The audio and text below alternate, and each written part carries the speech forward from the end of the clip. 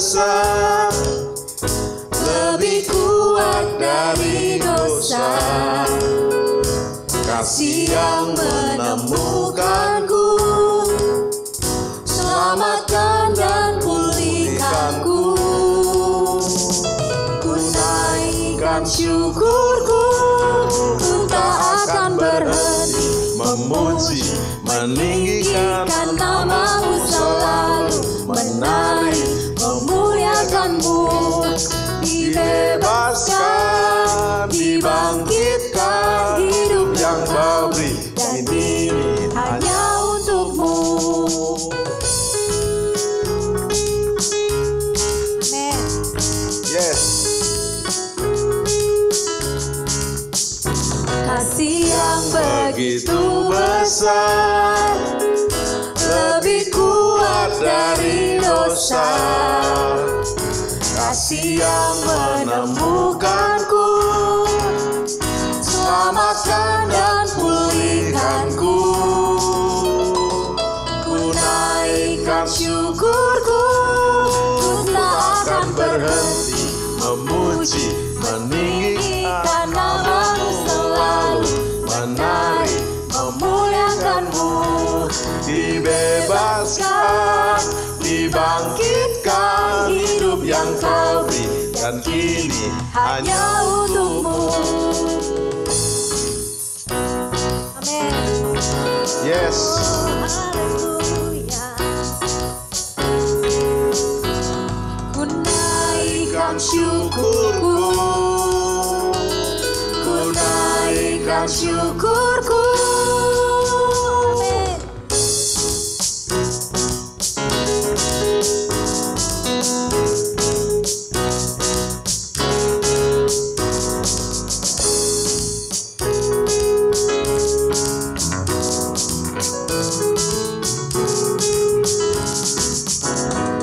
Ku naikkan syukurku, ku naikkan syukurku, ku tak akan berhenti memuji, meninggikan nama-Mu selalu, menari, memuliakan-Mu. Dibebaskan, dibangkitkan, hidup yang Kau beri, dan kini hanya untuk-Mu. takkan berhenti Memuji, meninggikan nama-Mu selalu, menari, memuliakan-Mu. dibebaskan, dibangkitkan, hidup yang Kau beri, dan kini hanya untuk-Mu. Tak akan berhenti Memuji, meninggikan nama-Mu selalu, menari, memuliakan-Mu. Dibebaskan, dibangkitkan, hidup yang Kau beri, dan kini hanya untuk-Mu. hidup yang Kau beri, dan kini hanya untuk-Mu. Hidup yang Kau beri, dan kini hanya untuk-Mu. Tepuk tangan buat Bapa, Yesus dan Roh Kudus, Tritunggal yang Esa. Haleluya, haleluya.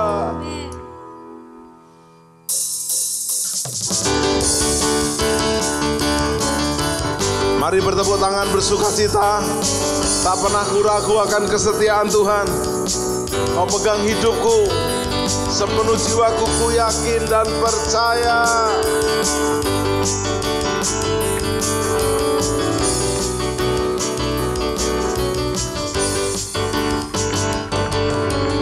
Tak pernah ku ragu akan kesetiaan-Mu.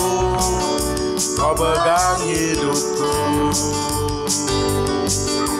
sepenuh jiwaku ku yakin dan percaya. Kau tuntun langkahku, Yesus Kau Raja dalam hidupku, berkuasa berjaya untuk selamanya. Hanya Kau Tuhan, sumber kekuatan, kuasa-Mu tercurah bagiku senantiasa. Dengan-Mu Tuhan, bukan berjalan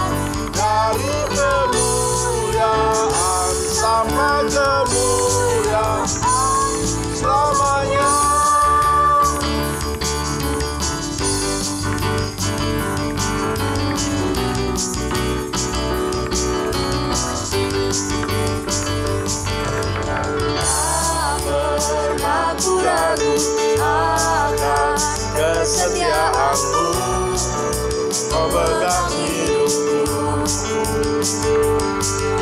Sepenuh jiwaku ku yakin dan percaya, Kau tuntun langkahku.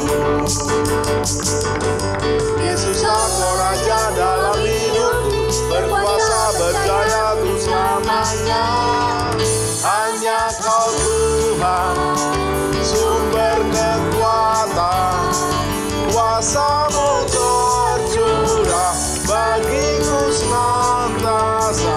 Denganmu Tuhan, bukan berjalan dari kemuliaan sampai kemuliaan selamanya.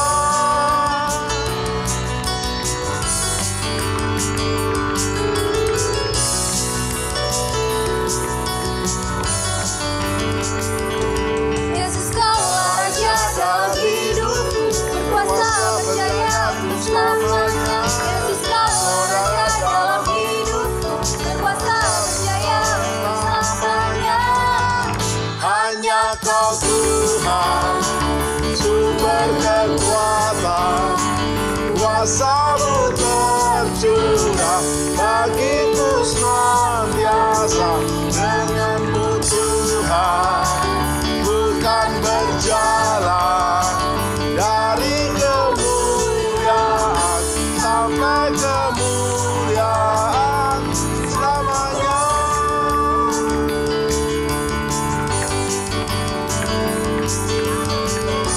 Selamanya. Yes, selamanya. Dari kemuliaan sampai kemuliaan selama-lamanya. Haleluya, tepuk tangan bersorak-sorai. Dari kemuliaan sampai kemuliaan Bapa Surgawi, Yesus Kristus dan Roh Kudus, Tritunggal yang esa layak disembah selama-lamanya, sejak di bumi ini sampai di surga. Yes.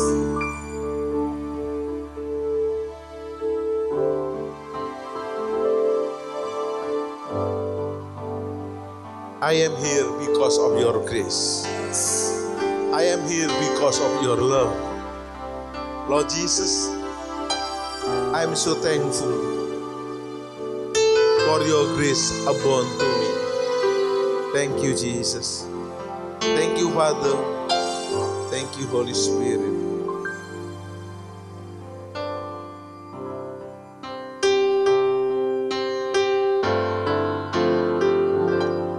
I am here because of your grace.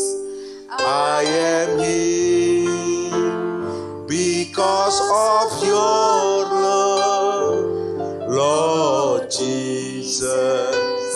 I am so thankful for your grace abound to me. Everybody say, I am here. I am here Yes, because of your grace, Lord. because of your grace. I am here because of your I love. am here Thank you, Jesus. because of your love. Lord Jesus. Lord Yes, Lord. Jesus. I am so thankful for your grace above. Thank you, Jesus. Jesus. Jesus. Thank you, Jesus. It's only by your grace that I could live today. Forever I will praise your name. Everybody say, I am here because of this. I am here because of your grace. I am here because of your love, Lord Jesus. Lord Jesus. I am so thankful I am so thankful for your your grace grace above. abounds to me. Everybody Everybody say, I am here because of your grace. I am here because of your love, Lord Jesus. I am so thankful for your grace upon me. It's our thank you, Jesus. Yes, Jesus. Jesus, Lord Jesus, Jesus. Thank you, Jesus. It's only by your grace that I live today. Forever I will praise your. Thank you, Jesus. Thank you, Jesus.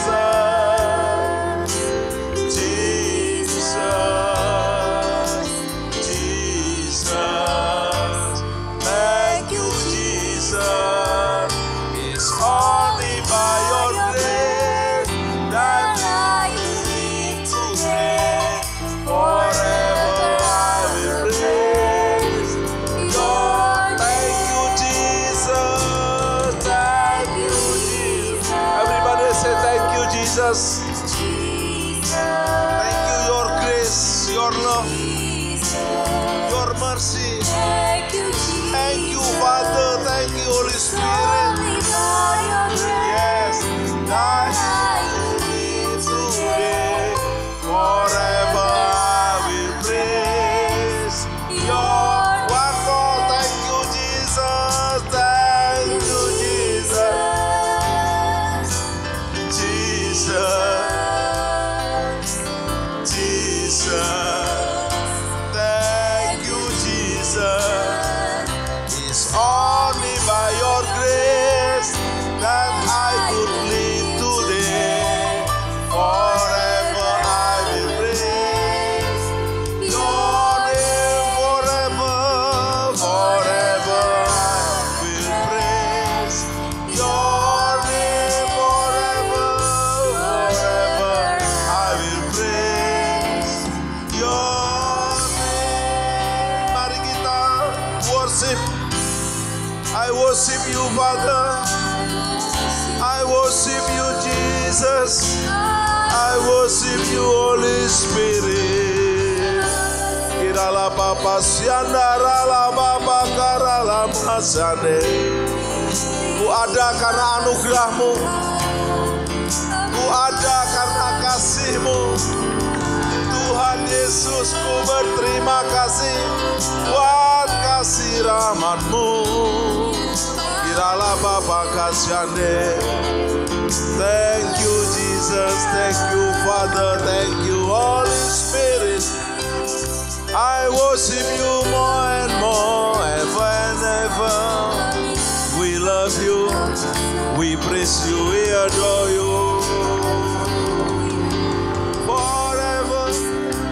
Urala Bapa Kasandara Masande. Mari angkat suara saudara. Angkat pujian saudara. Angkat worship saudara. Ya Rapa Papa Sande. Kirala Bapa Sandara Lama Sando. Kirala Masande. Haleluya. Ku ada sebab anugerah-Mu. Ku ada karena kasih-Mu, Tuhan Yesus. Ku berterima kasih buat kasih rahmat. Katakan ku ada. Yes Lord, sebab anugerah-Mu. Ku ada karena kasih-Mu, Tuhan Yesus. Ku berterima kasih buat kasih rahmat.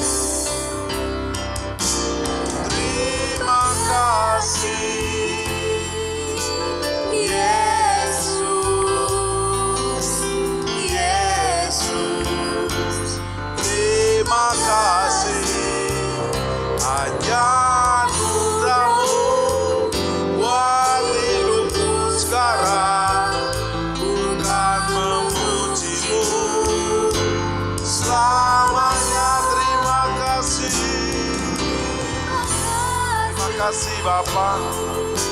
Terima kasih Yesus, terima kasih Roh Kudus. Yesus, terima kasih karena anugerah-Mu sebab hidupku sekarang bukan memuji-Mu, selamanya bukan memuji-Mu, selamanya bukan memuji-Mu, selamanya. Tepuk tangan. Bukan memuji-Mu selamanya.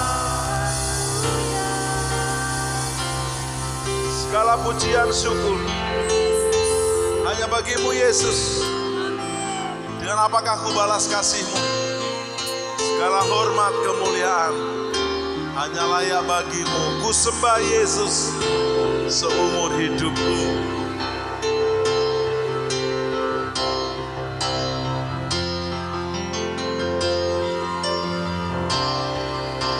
Segala pujian dan syukur hanya bagi-Mu Yesus. Dengan apakah ku balas kasih-Mu? Segala hormat kemuliaan hanya layak bagi-Mu. Ku sembah Yesus seumur hidup. Sekali lagi segala pujian dan syukur, segala pujian dan syukur hanya bagi-Mu Yesus. Dengan apakah ku balas kasih-Mu? Segala hormat kemuliaan hanya layak bagi-Mu. Ku sembah Yesus seumur hidup. Ku sembah Yesus. Ku sembah Yesus seumur hidup. Ku sembah, ku sembah Yesus seumur hidup. Mari angkat tanganmu sembah. Segala pujian dan syukur hanya bagi-Mu Yesus. Dengan apakah ku balas kasih-Mu? Segala hormat dan kemuliaan hanya layak bagi-Mu. Ku sembah Bapa Surgawi, Yesus Kristus dan Roh Kudus, Allah Tritunggal seumur hidupku dan selama-lamanya. Amin. Yes. Sobat penyembah, kita jumpa kembali dalam program Worship at Home. Menyembah dari rumah, memuji, berdoa, dan memuliakan Bapa di surga, Yesus Kristus dan Roh Kudus dari rumah. Dari rumah juga kita belajar firman Tuhan yang gak pernah gagal. Karena rancangan kita sendiri bisa gagal, rancangan Tuhan atas kita gak pernah gagal. Dan pada episode ini saya ditemani oleh hambanya yang diurapi, Pastor Insinyur Dhani Krishna Supangat. Shalom hambanya. Shalom. Semangat. Semangat. Kita lanjutkan. Amin. Tema yang saya berikan adalah murid yang melipat gandakan atau menyembunyikan talenta. Langsung kontradiksi. Melipat gandakan atau menyembunyikan talenta. Pastor Dhani, ada 3 jenis murid yang diberi talenta. Ada yang 5, ada yang 2, ada yang 1. Intinya adalah semua yang namanya murid pasti diberi talenta. Nggak ada yang tidak. Dan Tuhan tidak pernah menuntut untuk jumlahnya, tapi pelipat gandaannya. Lu mau 5 ya nggak apa-apa, 2 nggak apa-apa, 1 nggak apa, asal dilipat gandakan. Nah, sebelum kita bahas detail-detailnya, saya minta umum dulu Pak Dani. Menurut Pastor Dani, apa gambaran talenta ini dengan kehidupan kita sehari-hari di akhir zaman? Ya, baik. Kenapa ada ilustrasi talenta? Ya, talenta kalau bahasa sekarang talents, bakat ya. Bakat, karunia, kemampuan, dan itu Tuhan berikan masing-masing. Ada yang 5 bakat, ada yang 2, ada yang 1. Artinya Tuhan memberi sesuai kapasitas. Nah, tetapi di sini karena konteks akhir zaman, artinya memang dengan bakat, karunia, kemudian keahlian, kemampuan yang diberikan, Tuhan mau itu dilipat gandakan untuk memperluas kerajaan surga. Karena ini bicara hal kerajaan surga, hal kerajaan Allah. Datanglah kerajaanmu di bumi seperti di surga. Jadi artinya selama di bumi ini Tuhan mau anak-anak Tuhan itu melipat ganda. Anak-anak Tuhan itu berprestasi. Anak-anak Tuhan itu unggul. Anak-anak Tuhan itu berdampak. Nah, melalui karunia-karunia yang ada, melalui bakat-bakat yang ada, melalui talenta-talenta yang ada, Tuhan mau anak-anaknya maksimal. Itu yang 2 dan 5 talenta dia berkembang, dia maksimal, tapi si 1 talenta ini dia malas. Dia udah kecil, udah sedikit bakatnya, malas. Maka dikatakan engkau hamba yang malas dan jahat.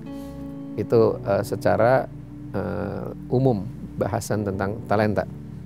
Oke, Pastor Dani, di akhir zaman waktu Yesus memperingatkan tanda-tanda akhir zaman, begitu detail dan akurat, dan 10 tanda utama udah digenapi 9 tinggal 1, yaitu Matius 24 ayat 14, dan Injil Kerajaan itu diberitakan ke segala bangsa, dan barulah tiba hari kesudahannya, dan sekarang pun udah mulai digenapi lewat media.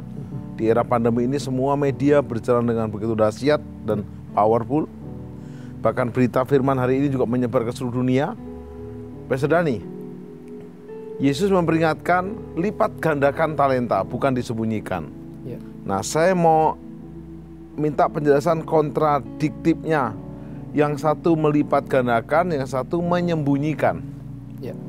Nah, hari-hari ini kan kita diberi talenta masing-masing. Kenapa ada tipe karakter murid yang suka menyembunyikan dan ada karakter murid yang suka melipat gandakan? Silakan. Ya. Di sini konteksnya memang kalau kita bahas ada hamba yang menerima 5 talenta, dia menjalankan uang. Ini kalau kita bicara di sini tentang bisnisnya ya. Dia menjalankan artinya dia mengelola, artinya dia membuat ada laba. Karena dikatakan di sini di Matius 25 ayat yang ke-20, hamba yang menerima 5 talenta itu datang dan ia membawa laba 5 talenta. Katanya, Tuhan, 5 talenta Tuhan percayakan kepadaku, lihat aku telah beroleh laba 5 talenta. Nah, jadi ini gambaran memang kalau laba ini memang proses ekonomi jual beli ya. Ya, tapi nanti kalau kita bahas lebih dalam ini bicara tentang ada hasil ya, ada keuntungan yang diperoleh ya. Jadi dikasih bakat main musik ya, harus memberikan keuntungan untuk kerajaan surga. Apa ya? Musik-musik rohani ya, penyembahan pada Tuhan. Diberi bakat misalnya dia untuk bisa bertutur kata, dia bisa menyampaikan sesuatu, ya dia harus mengembangkan, dia bisa khotbah mungkin, dia bisa konseling dan sebagainya. Nah itu laba, yaitu memberikan keuntungan bagi kerajaan surga. Nah tetapi ada juga yang hamba yang 2 talenta, ayat yang ke-22-nya. Lalu datanglah hamba yang menerima 2 talenta itu. Katanya, Tuhan, 2 talenta Tuhan percayakan padaku, lihat aku telah beroleh laba 2 talenta. Maka kata tuannya itu kepadanya, baik sekali perbuatanmu itu, hei hamba yang baik dan setia. Engkau telah setia memikul tanggung jawab dalam perkara kecil, aku akan memberikan kepadamu tanggung jawab dalam perkara yang besar. Masuklah dan turutlah dalam kebahagiaan Tuhanmu. Nah, jadi ini talenta ini, bakat, karunia, kemampuan ini adalah sesuatu yang dipertanggungjawabkan, Mbak. Jadi nggak dikasih terus habis itu kita diamkan. Ya, engkau sudah setia memikul tanggung jawab dalam perkara kecil. Jadi memang harus dipertanggungjawabkan semua kepercayaan yang Tuhan berikan. Nah sekarang kita lihat yang 1 talenta ini, ayat 24. Kini datanglah juga hamba yang menerima 1 talenta itu dan berkata, Tuan, aku tahu bahwa Tuan adalah manusia yang kejam, yang menuai di tempat di mana Tuan tidak menabur dan memungut dari tempat di mana Tuan tidak menanam. Karena itu aku takut dan pergi menyembunyikan talenta Tuan itu dalam tanah ini. Terimalah kepunyaan Tuanku. Maka jawab tuannya itu, hei kamu hamba yang jahat dan malas. Jadi kamu sudah tahu bahwa aku menuai di tempat di mana aku tidak menabur dan memungut dari tempat di mana aku tidak menanam. Karena itu sudahlah seharusnya uangku itu kau berikan kepada orang yang menjalankan uang, supaya sekembalinya aku menerimanya serta dengan bunganya. Nah di sini 1 talenta ini pemalas, dan ciri orang pemalas itu banyak alasan. Ya, dia banyak alasan, katanya aku tahu Tuhan adalah manusia yang kejam. Belum apa-apa udah nyalain bosnya. Ya dia yang punya uang, suka-suka dia. Engkau kejam, ya, engkau menuai di tempat di mana Tuhan tidak menabur, memungut dari tempat di mana Tuhan tidak menanam. Ya ini gambaran ciri-ciri orang-orang pemalas, orang-orang yang tidak tanggung jawab. Jadi orang malas itu di mata Tuhan itu jahat. Ya, jadi harusnya kau berikan talenta itu pada orang lain. Ya, kamu bisa bahasa Inggris, ya berikan pada orang yang bisa mengembangkan, sehingga mungkin dia bisa membuat ibadah bahasa Inggris, atau dia bisa melatih worshiper, dia karunia menyanyi walaupun cuma 1 talenta. Jadi inilah betapa pentingnya Tuhan meminta ada buahnya, bunganya ini artinya berbuahnya. Gitu, Pak. Seperti di ayat lain berkata, setiap pohon yang tidak berbuah akan ditebang kan? Ditebang. Ya. Tapi di Yohanes 15 diizinkan kadang dipangkas dulu, dipotong. Ya, supaya bisa berbuah. Supaya bisa berbuah. Nah, sekarang Tuhan selalu minta pertanggungjawab atas talenta yang diberikan kepada kita. Ya. Pastor Dani, semua pemirsa yang mengikuti program ini, mereka pasti tahu punya talenta masing-masing. Ibu rumah tangga pun ada talenta. Mereka punya anak-anak, membantu suami. Apalagi bapak rumah tangga, pemimpin keluarga, pelayan Tuhan, pengerja Tuhan. Siapapun Anda pasti punya talenta. Nah, persoalannya skala yang terpenting adalah, saya nggak tahu Pak Dani cara mengembangkannya bagaimana. 2 harus jadi 4, 5 harus jadi 10. Nah, karena saya nggak tahu, ya udah saya biarin aja. Gimana Pak? Ya, cukup menarik ya, bagaimana Tuhan memberikan kriteria mempelainya, kriteria pasangannya, atau kriteria orang yang akan diangkat. Ya, kalau di Matius 24 itu cerita tentang hamba yang setia dan hamba yang jahat. Bagaimana hamba setia ini tekun menantikan Tuhan, dia menjaga hati, tidak terjerat oleh mabuk-mabuk ini dan itu. Kalau Matius 25 itu ada gadis bijaksana, gadis bodoh. Ini bicara tentang mempelai, ya, tentang kualitas mempelai Kristus yang intim, ginosko, intim dengan Tuhan, Tuhan intim dengan dia. Tetapi di sini ternyata juga kualitas mempelai adalah orang yang produktif, yang mau melipat gandakan bakat, karunia, produktif dan berprestasi. Nah, itulah 2 dan 5 talenta. Nah, yang pertama memang sadarlah bahwa di akhir zaman ini Tuhan meminta pertanggungjawaban dari semua bakat, karunia, keterampilan yang Tuhan berikan. Itu sadar dulu, Pak. Nah, banyak kita nggak menyadari hal itu. Kita anggap ya dari kecil memang saya udah bisa nyanyi, ya dari kecil saya memang habis punya piano, ya les piano udah. Tapi dia tidak tahu bahwa ini ada maksud tujuan Tuhan untuk dimaksimalkan menjelang kedatangan Tuhan kedua kali. Nah, ini memang jarang dikotbahkan. Ya, saya sebut ini menjadi manusia unggul, Pak. Ya, jadi Tuhan ingin mempelai Kristus. Siapa ini mempelai Kristus? Mempelai Kristus adalah pasangan sepadan Tuhan Yesus. Dan pasangan sepadan Tuhan Yesus adalah menjadi seperti Yesus. Dan menjadi seperti Yesus adalah manusia unggul, Pak. Manusia unggul di atas rata-rata orang Indonesia. Ya, jadi kepala tidak jadi ekor. Ya, jadi pemimpin yang unggul. Ini goalnya ke situ, Pak. Unggul. Jadi dia melipat ganda, jadi dia mengalami dia maksimal, dia mengalami prestasi dan dia naik level. Nah, saya agak mundur ke perjanjian lama, Pak. kalau kita belajar akhir zaman, itu kita belajar kitab Daniel, Pak. Nah, Daniel ini adalah orang yang bertalenta, Pak. Kenapa Tuhan mulai khotbah akhir zaman di Daniel dari memperkenalkan Daniel sebagai manusia unggul dulu. Nggak langsung ujuk-ujuk tanda-tanda akhir zaman begini-begini. Ya, dari Daniel 1 menggambarkan Daniel dan Sadrah, Mesak, Abednego, dia membangun integritas, Pak. Ya, dia membangun kapasitas diri, membangun manusia batiniah dia, sehingga dia di atas rata-rata orang Kasdim, di atas rata-rata orang Babilonia. Nah, dari situ dia membangun kapasitas, jadi membangun juga keterampilan dan sebagainya. Dan Daniel terampil di dalam membaca mimpi. Ya, itu karunia, itu talenta. Dia bisa membaca hal-hal yang akan datang. Demikian juga Sadrah, Mesak, Abednego. Nah, yang menarik dari sini adalah di sini perlunya orang menyadari bahwa salah satu standar untuk diangkat, dia harus melipat gandakan talenta. Tidak boleh malas. Engkau malas, jahat. Nah, jadi di sini Daniel, Sadrah, Mesak, Abednego dia mengembangkan semua kapasitas yang ada dalam diri mereka. Baru ceritanya menafsirkan mimpi Nebukadnezar, Daniel 2. Kemudian habis itu memimpin Nebukadnezar lagi, Daniel 4. Kemudian Daniel 5. Lalu di Daniel 6, excellent spirit, punya roh yang luar biasa, sehingga siapapun presidennya, rajanya, Daniel selalu vice president, selalu wakil raja. Kadang Matius 25 ini 25 talenta selesai sampai situ. Ini ada pandanannya, Pak, dengan uang mina, Pak. Uang mina ini kan juga dilipat gandakan, tetapi apa? Ada reward, ada hadiah.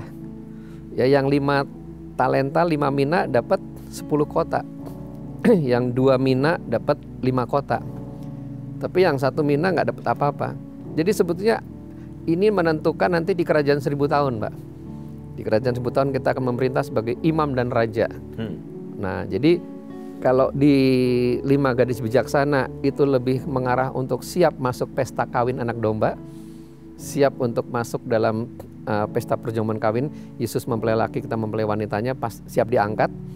Tetapi kalau 25 talenta ini lebih kepada penghargaan, Pak. Kita masuk kerajaan 1000 tahun memerintah bersama Yesus atau tidak. Nah, ini juga harus ditekankan, Pak, di akhir zaman, bahwa kita mengumpulkan mahkota ini sekarang waktunya. Baik, Pastor Dani, ada kata yang sangat pedas dari tuannya itu. Saya kalau membaca ini juga saya agak kaget. Ayat yang ayat 25. Karena itu aku takut dan pergi menyembunyikan talenta Tuhan itu di dalam tanah ini. Terimalah kepunyaan Tuhan. Jadi udah takut, menyembunyikan, menyerahkan, nggak sopan lagi. Terimalah kepunyaan Tuhan. Kembalikannya. Dibalas sama tuannya. Hei kamu hamba yang malas. Saya ulangi, hei kamu hamba yang jahat dan malas. Saya mau gali di kata-kata hei kamu hamba yang jahat dan malas. Ada orang dia nggak jahat, dia bukan penjahat, bukan penipu, bukan kriminal, tapi dia malas, Pak. Jadi kalau boleh diterjemahkan ke hari-hari ini, dia nggak jahat tapi agak sedikit malas, boleh, Pak? Ya, memang orang malas jangan makan, kata Tuhan. 2 Tesalonika 3:10. Iya. Nah, jadi artinya hari-hari ini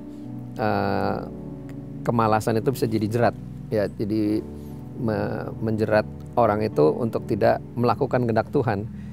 Karena dia dibilang jahat di Matius 7, ya. Saya bacakan lagi ayat yang ke-21.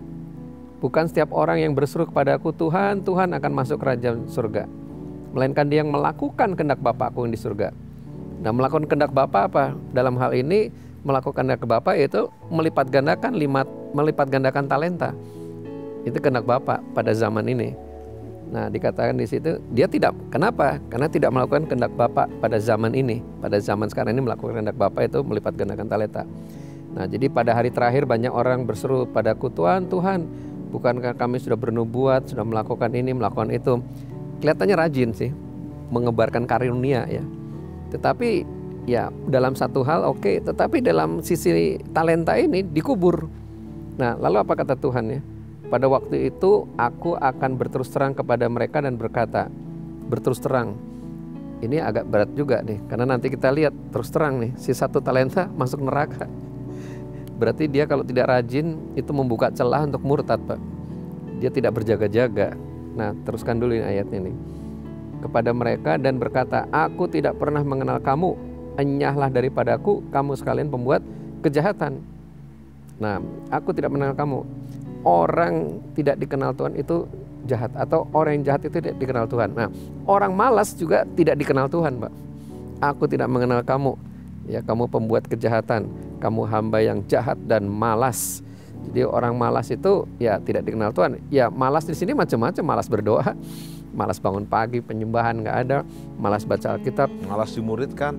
ya malas apalagi memuridkan, apa aja malas udah melayani. pasti kayaknya malas ke gereja juga tuh, Pak. Mungkin dia pikir cuma satu talenta, cuma kecil lah, apa artinya ya. Tetapi justru disitulah tidak setiap perkara kecil ya Tuhan tidak kasih yang besar. Nah memang talenta ini bicara bakat karunia yang akan diminta pertanggungjawabannya sangat besar sekali di hari-hari ini. Nah jadi tidak mengembangkan bakat, tidak mengembangkan talenta, itu namanya malas, dan di mata Tuhan itu jahat, Pak. Jadi aku tidak mengenal kamu, kata Tuhan. Nah ini tidak, karena apa? Karena tidak melakukan kehendak Bapa pada zaman ini. Ya.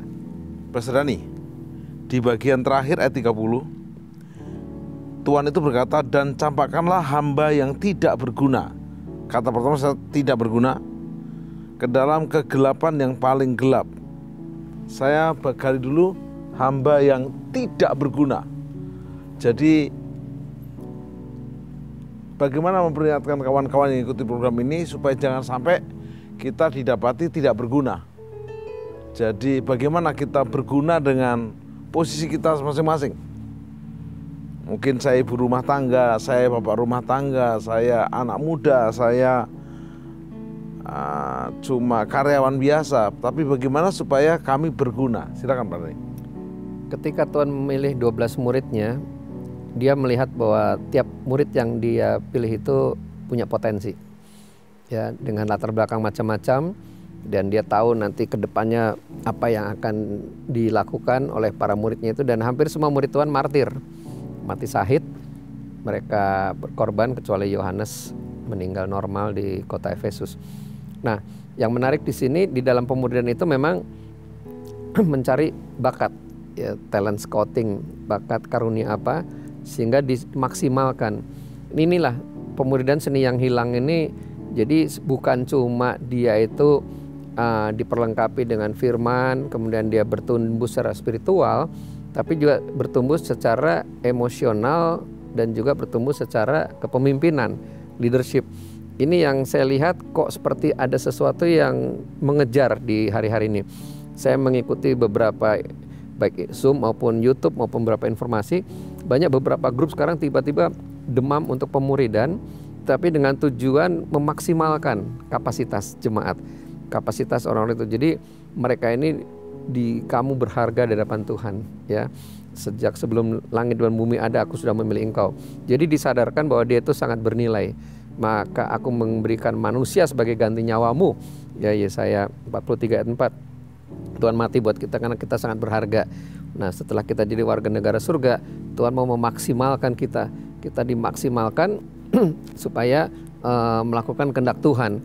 Nah, karena kehendak Tuhan adalah pelipat gandaan, ya seperti 2 Timotius 2 ayat 2, 2 Timotius 2 ayat 2, ya ajarlah mereka melakukan apa yang kuajarkan sehingga orang itu bisa mengajar lagi. Jadi ini pelipat gandaan ini kehendak Tuhan. Nah, kalau dia tidak mau melipat ganda, tidak mau mengembangkan, ya Tuhan marah. Maka Tuhan bilang kamu jahat. Nah, dan hukumannya luar biasa.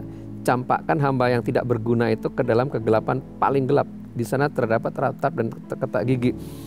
Ini setelah saya renungkan 10-15 kali baru serem juga ya.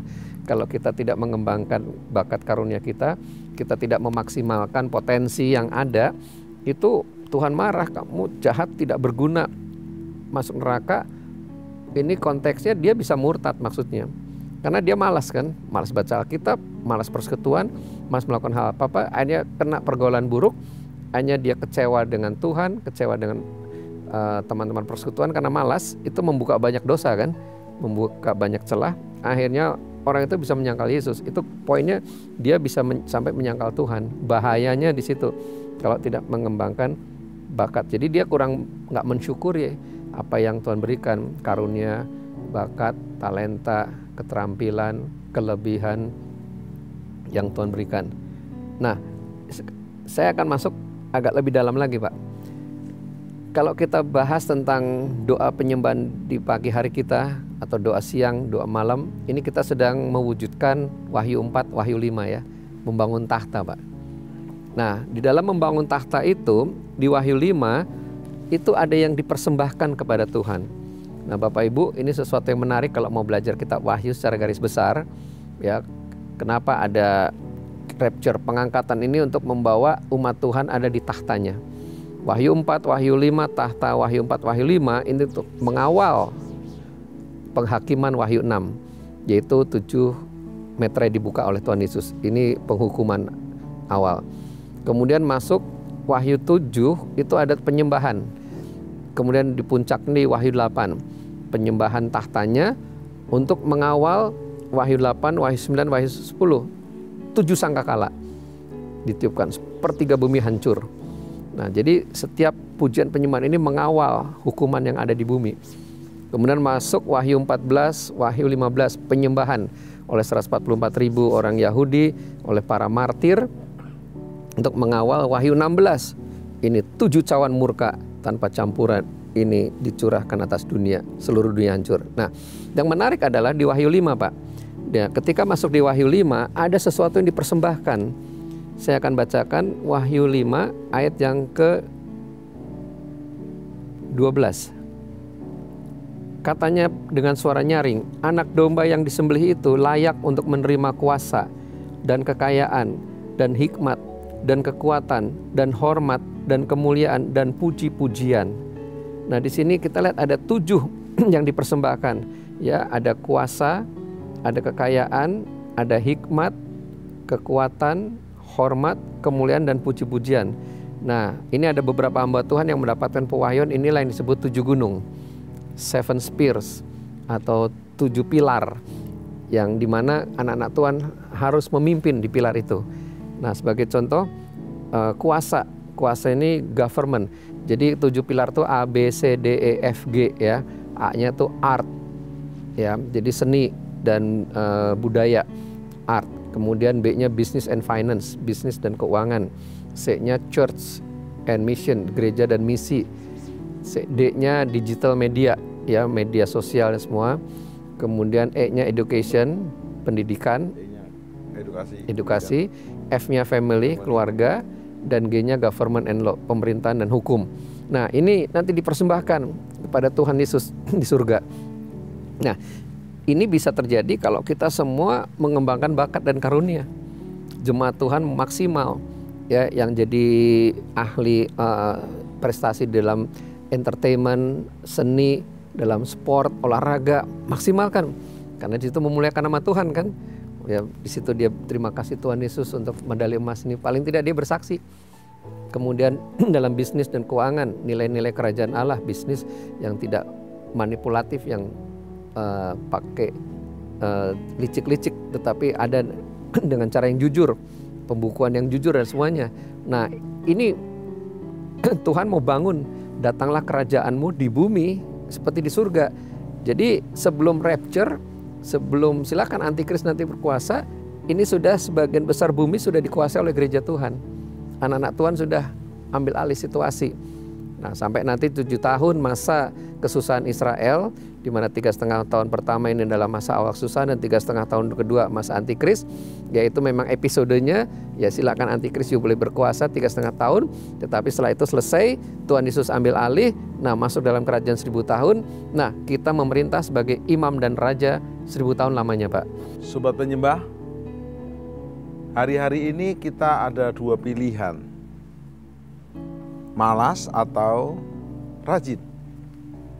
Pastor Dani, kesalahan dari hamba 1 talenta ini sebenarnya bukan penjahat kelas kakap. bukan kriminal berdarah dingin. Dia cuma malas saja. Tapi kenapa dia dikata-katain, hai hamba yang jahat dan malas? Apa hubungannya malas dan jahat? Ya, tadi saya sudah sempat singgung dari Matius 7 ya. Jadi dia sudah melakukan perbuatan mujizat ini, mujizat itu. Tuhan berkata bukan yang berseru Tuhan masuk kerajaan surga, tapi yang melakukan kehendak Bapa. Nah, lalu dikatakan aku tidak mengenal engkau, hei kamu hamba yang jahat. Nah, kenapa dibilang jahat? Karena tidak melakukan kehendak Bapa, tidak melakukan kehendak Tuhan. Nah, kehendak Tuhan pada masa ini adalah melipat gandakan talenta, melipat gandakan karunia yang ada. Nah, kehendak Bapa adalah rajin. Kalau dia tidak rajin, ya dia melanggar kehendak Bapa. Nah, sebetulnya ada metode pendalaman Alkitab yang disebut double mention atau pengulangan ayat, atau ini pengulangan cerita, pengulangan kisah. Di kitab Lukas 19 ada kisah juga tentang uang mina. Nah, kalau ini talenta, yang ini pakai mina, Pak. Nah, di uang mina ini juga begitu. Ada seorang yang akan dilantik jadi raja, ini tentang kerajaan Allah. Nah, lalu dikasih satu orang satu mina. Nah, lalu yang satu mina ini berkembang jadi 10 ya. Orang pertama datang di ayat 16 ya, Lukas 19 ayat 16. Orang pertama datang dan berkata, Tuhan, mina Tuhan yang satu itu telah menghasilkan 10 mina. Katanya kepada orang itu, baik sekali perbuatanmu itu, hai hamba yang baik. Engkau telah setia dalam perkara kecil, karena itu terimalah kekuasaan atas 10 kota. Wah, ini hadiahnya ketahuan ini. Udah dapat 10 mina, langsung dapat hadiah 10 kota. Kalau yang talenta kan dari 5 talenta jadi 10 talenta, ya dapat laba saja.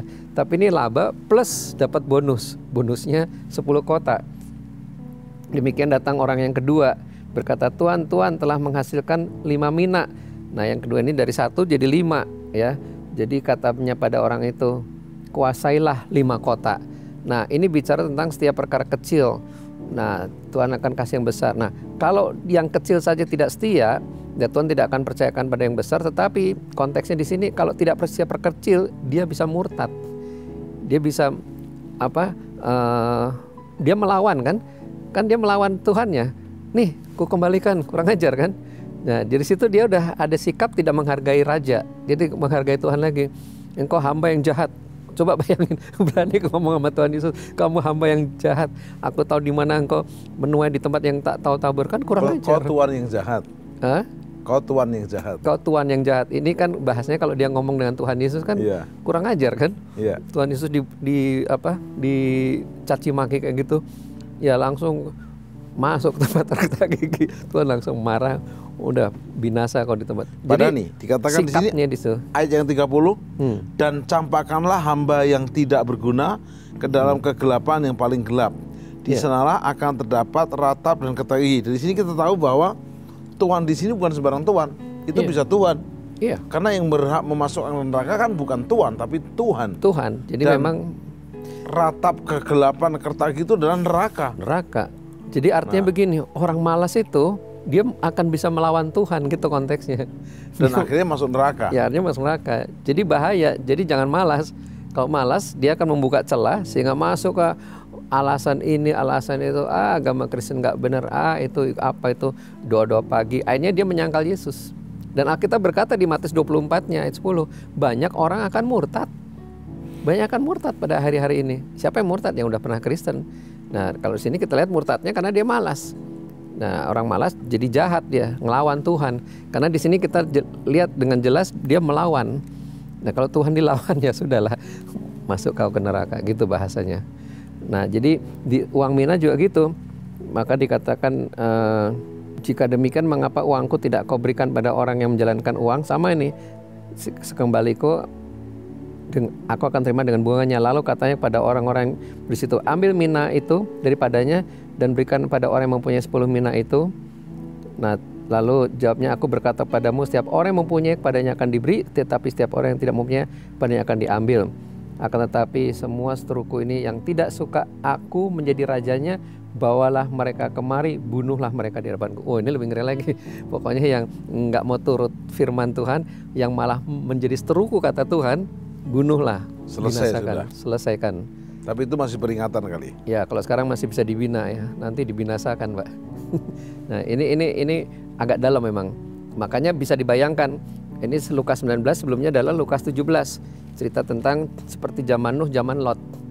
Nah, ini waspada terhadap jerat ya. Kalau dia tidak disiplin, ini kan bicara rajin, kan bicara disiplin, teratur hidupnya dan sebagainya. Zaman Nuh mereka kawin mengawinkan, ya mereka makan minum, pesta pora, kawin mengawinkan. Ini sekarang LGBT, seks bebas, sampai Nuh masuk dalam bahtera, datanglah air bah. Nah, kalau Nuh tidak bangun bahteranya, binasa semua orang. Kalau dia malas ya, aduh Tuhan terlalu tinggi ilmunya nih, ya kita masih zaman abad keberapa gitu, suruh bangun kapal. Tapi dia rajin, dia melakukan kehendak Bapa pada zamannya Nuh. Makanya luputlah satu keluarga ini dari jerat. Makanya Lukas 17 lanjut Lukas 19 lalu ditutup di Lukas 21. Ini menarik, Pak, kalau bahas alirannya, karena di sini di Lukas 21 ayat 34. Jagalah dirimu supaya hatimu jangan syarat oleh pesta pora dan kemabukan serta kepentingan-kepentingan duniawi, dan supaya hari Tuhan jangan dengan tiba-tiba jatuh ke atas dirimu seperti suatu jerat. Nah, orang malas itu, orang pesta pora tuh udah cenderung malas, Pak. Foya-foya uang, zona nyaman. Zona nyaman, jadi dia tidak cari Tuhan lagi, dia pesta pora, mabuk, ya mabuk harta, tahta, seksualita, kepentingan-kepentingan dunia, hidup duniawi, sehingga ketika Tuhan datang timbul jerat. Ini yang terjadi sekarang, Pak, di Eropa, di Amerika, di Kanada, di Australia, gereja-gereja kosong, malah jadi mereka jadi ateis. Lahirnya Kristen, Pak, betul nggak, Pak? Eropa itu lahir Kristen, bahkan revival di Eropa dulu. Tapi kemudian karena mereka rajin awalnya, tapi zona nyaman. Mereka zona nyaman, mereka tidak rajin ke gereja, tidak rajin baca Alkitab, tetapi akhirnya mereka terjerat oleh pesta pora. Kalau Eropa lebih rajin nonton bola. Rajin nonton bola. Kemudian sekali ibadah kalau bola itu bisa 60.000. Penuh stadion. Bayar lagi. Tetapi gereja kosong. Nah, itu yang terjadi, Pak. Akhirnya mereka menyangkal Yesus kan, jadi ateis malah, tidak mengakui adanya Tuhan. Itu yang dimaksud di sini, Pak. Jadi artinya dia itu tidak mengembangkan bakat talenta, dalam arti juga tidak mengembangkan karunia rohani, membangun manusia batiniah, dan akibatnya kemalasan itu membuat dia terjerat oleh duniawi, pesta pora, hal-hal yang kepentingan, kemabukan ya, sehingga akhirnya dia malah melawan Tuhan, ya.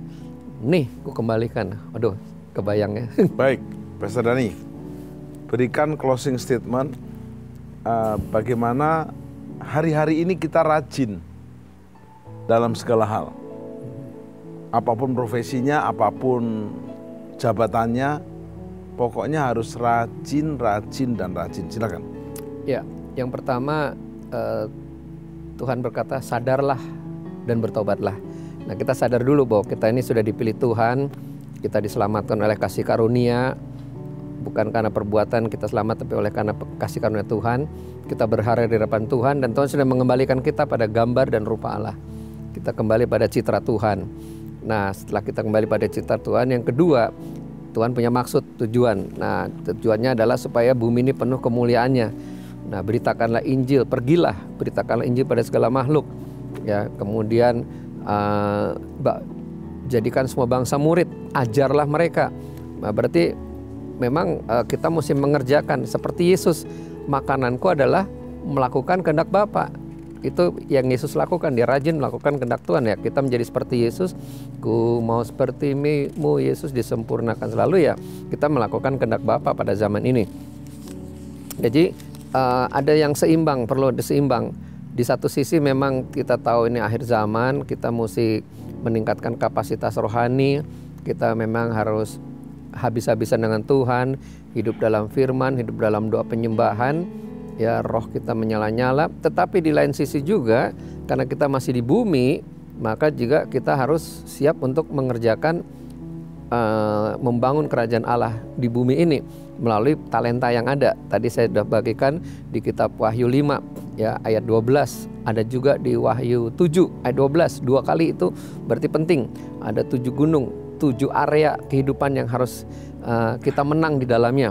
ya menang di area seni, budaya, dan olahraga dan entertainment, lalu menang di bidang bisnis dan keuangan, kemudian C-nya church charity, ya diakonia, misi, kemudian D-nya ini digital media, ini informatika, ya, media sosial, lalu kembali E-nya adalah education, the best education, pendidikan terbaik, termasuk meningkatkan kapasitas, ya bisa ada kesempatan belajar bahasa Inggris yang maksimal, belajar soft skill, hard skill gitu.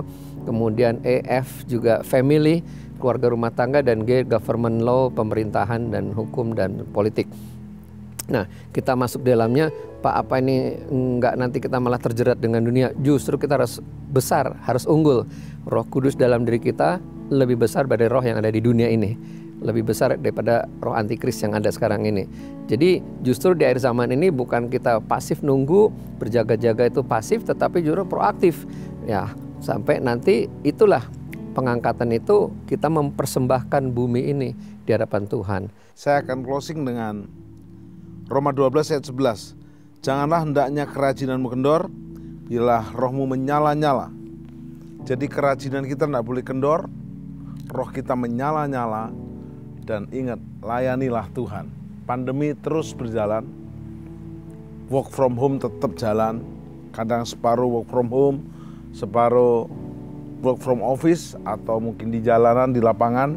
Tapi ingat, janganlah kerajinanmu kendor, rohmu menyala-nyala, dan layanilah Tuhan. Kita berdoa, sempurnakan sharing firman-Mu ini. Pastor Dhani dan hamba-Mu sudah berhenti, tapi Roh Kudus Engkau tidak berhenti.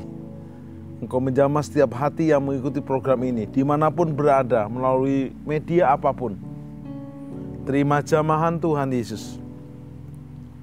Ampuni kalau ada yang malas dan kerajinannya kendor. Kami hari ini bangkit. Bagi kami yang belum menerima keselamatan, jadi anak terhilang penuh dengan pesta pura, kamu bertobat. Kamu jadikan Yesus Juru Selamat dan Tuhan kami. Kisah Rasul 16 ayat ke-1, satu orang selamat di isi rumah kami diselamatkan. Sakit kami disembuhkan, kekurangan kami diberkati. Bahkan kami masuk surga yang kekal bersama Yesus selamanya. Berkat Bapa, Tuhan Yesus dan Roh Kudus menyertai kami semua dalam nama Yesus. Amin. Saudaraku, sampai jumpa dalam program Worship at Home di episode yang akan datang yang lebih dahsyat lagi. Karena Worship at Home membuat kita terus menyembah di rumah, bekerja di rumah, terlebih diberkati di rumah, untuk menjadi saluran dari rumah ke rumah, sampai kita masuk ke rumah Bapa di surga saat akhir zaman nanti. Amin.